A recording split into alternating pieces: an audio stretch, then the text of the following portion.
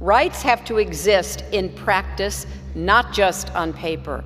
Laws have to be backed up with resources and political will. And deep-seated cultural codes, religious beliefs, and structural biases have to be changed. Well, I have said, and I believe, that there's a good possibility that sometime in the next 20 years, we will have a woman president.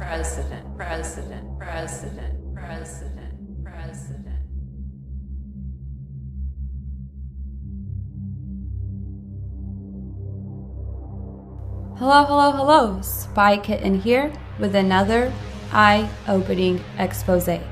In today's video, I will be exposing one of the Illuminati's favorite political puppets, Mrs. Hillary Clinton.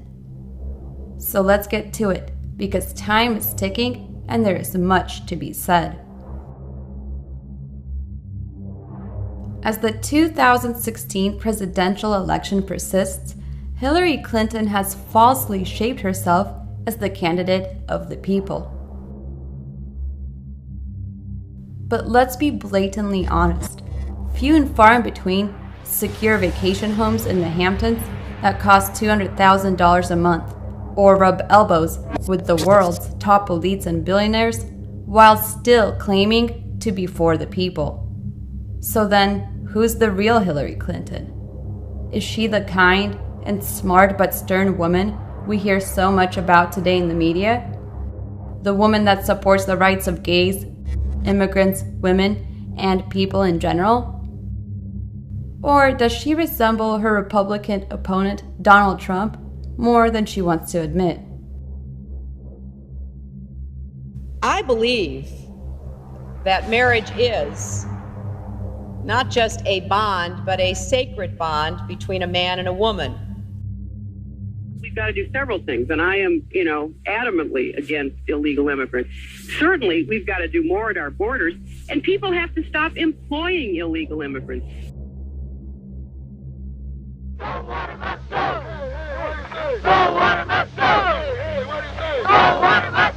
What I remember most about the '64 campaign was the '64 Civil Rights Act. My dad had been a Republican all his life, and in '64 he switched. And he voted for Johnson, and he became a Democrat because Goldwater was against the '64 Civil Rights Act. Goldwater was against the '64 Civil Rights Act. I was a Goldwater girl. I mean, really, we used to wear, little banners which said Goldwater girl. I was vocally a Republican and for Senator Goldwater. Though hidden under many layers, the real Hillary is still the same on the inside and is a long ways away from being a nominee for all women and the people.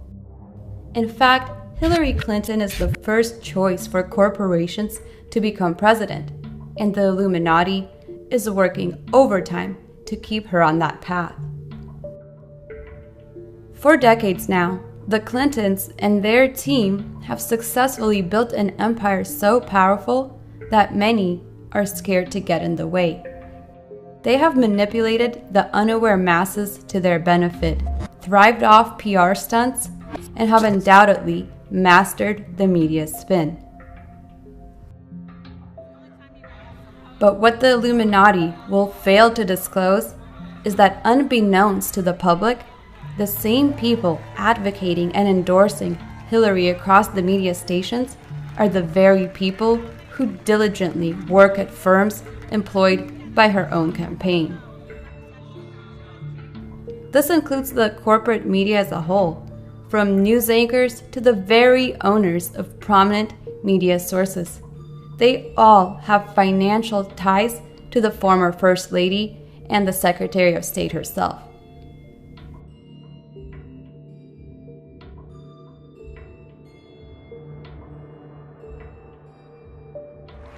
And most of all, I see Americans of every party, every background, every faith, who believe that we are stronger together. Black, white, Latino, Asian, Native American, young, old, gay, straight, men, women, folks with disabilities, all pledging allegiance under the same proud flag to this big, bold country that we love. That's what I see. That's the America I know. And there is only one candidate in this race who believes in that future, the next president of the United States, Hillary Clinton.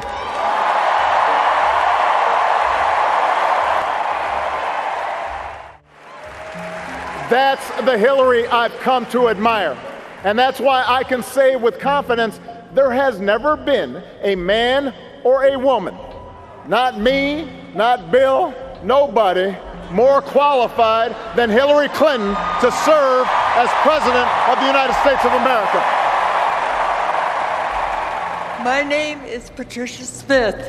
My son, Sean, was one of 4 brave Americans killed during the 2012 terrorist attack at Benghazi. He was proud to serve his country with the United States Foreign Service.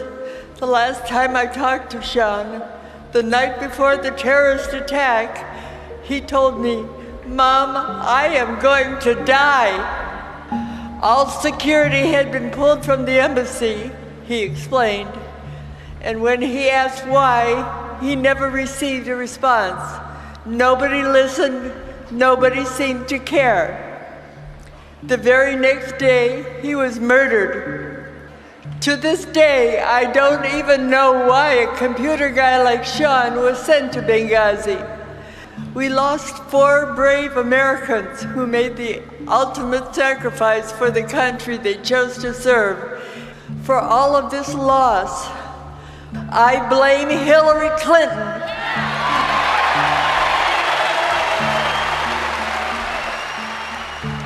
I blame Hillary Clinton personally for the death of my son. That's personally.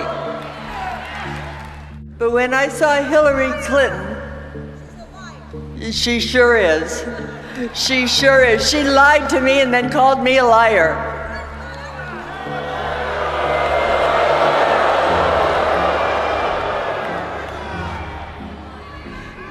Since then, I have repeatedly asked Hillary Clinton to explain to me the real reason why my son is dead. I'm still waiting. Sean is my son. Hillary Clinton is a woman, a mother, and a grandmother of 2. I am a woman, a mother, and a grandmother of 2. How could she do this to me?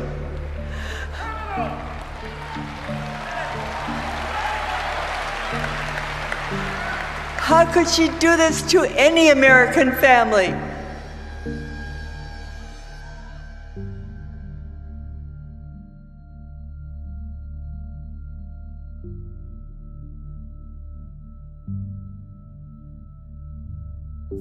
This gross accusation that somehow Hillary Clinton had anything to do with the death of Chris Stevens, Ambassador. She had nothing to do with it. Worst case scenario, she didn't give a straight story afterwards. I don't care what that woman up there, the mother, has felt. Her emotions are her own. But for the country and choosing a leader, it's wrong to have someone come up there and tell a lie about Hillary Clinton. It's not true. It's logically not true. It's manifestly not true. With all due respect, the fact is we had 4 dead Americans. What difference at this point does it make? The New York Times editorial board just announcing that they are endorsing Hillary Clinton for president. The editorial, which will appear in print in Sunday's paper the day before the first presidential debates, emphasizes national security and cites Clinton's experience as Secretary of State. The paper says she is better qualified to shape U.S. foreign policy than her Republican challenger, Donald Trump. The Times also backed Clinton during the Democratic primary fight. But how? How has Hillary become one of the most prominent politicians? And why do all the corporate elites race to her with contributions and support? Well, let's discuss the very beginning of her corporate ventures. At what point do contributions become bribes? And when charities become slush funds? So in 1986, Sam Walton, the founder of Walmart, was under pressure to appoint a woman to the company's 15-member, all-male board of directors. So Mr. Walton asked a young lawyer, Hillary Rodham Clinton, who just happened to be married to the governor of Arkansas at the time, where Walmart is based, to be the sole female member of the board. During her 6 years, from 1986 to 1992 as a member of the Walmart Board of Directors, Hillary Clinton diligently campaigned against labor unions alongside Walton and kept the common worker from getting health insurance and other benefits. As a shareholder and director of our company, I'm always proud of Walmart and what we do and the way we do it better than anybody else. This was a major attack on the middle class, the people who Hillary now says she's behind, and was the very beginning of her selling out to the corporate elites. Because taking care of constituents is what the Clintons do, as long as the constituents take care of them. The ties between the Clintons and the Walton family continue to this day. Alice Walton, Sam Walton's daughter, recently gave $25,000, the maximum allowed under federal law, to the super PAC ready for Hillary Clinton's use. According to Clinton Foundation's disclosures, the Walmart Foundation and the Walton Family Foundation each have given between $1 million and $5 million to the Clinton Foundation, which also includes the Clinton Global Initiative, as well as their $25 million partnership the Clintons have with the Bill and Melinda Gates Foundation, who support the eugenic agenda, which consists of lowering the population to under 500 million people worldwide. And this is just a microscopic fraction of how much she truly makes from major corporations. From big pharma to various healthcare companies to the entertainment industry such as A&E, Time Warner, and even Fox News, to the United Fresh Produce Association, Monsanto, the National Automobile Dealers Association, to the defense industry, and to the synagogues of Satan, such as Beth El Synagogue in Minneapolis or the Jewish Fund of Chicago. Hillary Clinton is in bed with every dominant corporation there is.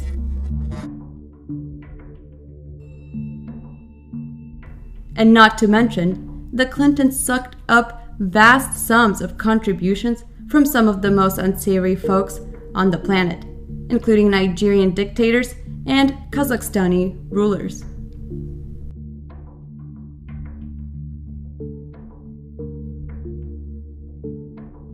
Think about it. All of these corporations and entities are not just waving fistfuls of cash towards Hillary Clinton because they adore her. They know she'll go to great lengths for these corporate giants, push their agendas during her presidency, and make their money back by tenfolds. They see her as an easy target to promote their true yet hidden motives. And let's not forget to throw in the additional $21 million Hillary has collected from speaking fees in the last 2 years that she gave to Wall Street banks and financial institutions, which of course were all funded by multinational enterprises. And demands to release the transcripts to those speeches have straight up been laughed off by Hillary herself. Well, I don't know why that's funny. I mean, did you have any in-person briefings? I don't find it funny at all. I'm sorry, a little note of levity at 7:15. Well, I mean, she only has time for multiple trips to Goldman Sachs, Morgan Stanley, Deutsche Bank, and UBS Wealth Management. And even that's not scratching the surface. Back in 1984, the Democratic Party created a superdelegate process to further undermine democracy. Here's how it works. In the Democratic Party's nominations process, there are roughly 4,700 votes which are cast by delegates. Now, about 4,000 of these delegates are called pledged delegates, and they pledge to vote in accordance with primary and caucus results. Pledged delegates are essentially voter representatives, similar to the Electoral College system for the presidential election. But the remaining 700 or so are unpledged superdelegates, and they could vote for whoever they want, meaning they could vote against the people's will to ensure that nominees are carefully hand-picked top officials. The single vote of a superdelegate is worth thousands of hours, and as expected, superdelegates are often high-ranking party insiders themselves. Many of these people are current and former members of Congress, but dozens more are literally corporate lobbyists and corporate giants working on behalf of every industry from healthcare to private prisons, and even include prominent figures like President Barack Obama, Joe Biden, and of course, former President Mr. Bill Clinton himself. This exclusive list also consists of dozens of megacorp cronies, such as superdelegate Tonio Burgos, a Pfizer lobbyist and a Clinton fundraiser subordinate, as well as superdelegate Jeff Berman, former top lobbyist for the Keystone XL pipeline. In fact, Berman is currently even paid off by the Clintons to round up other superdelegate votes for them. And sadly, these are just a few of the many. In fact, 5 months before even the first caucus or primary, Clinton already secured to hold about 500 superdelegate votes.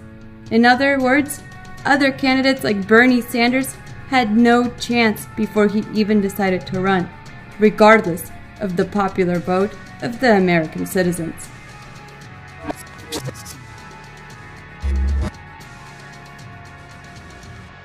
In 2016, this unelected nobility is more crucial than at any other time. And what's worse is that many of these superdelegates double up as the Electoral College voters. Clearly, the Democratic Party decided that letting the public choose the nominee would field weaker candidates for corporate America. This process undoubtedly serves to undermine the outsider candidate, thus keeping the president always an Illuminati insider. This is the reason that 99% of all presidents are part of the same selected bloodline.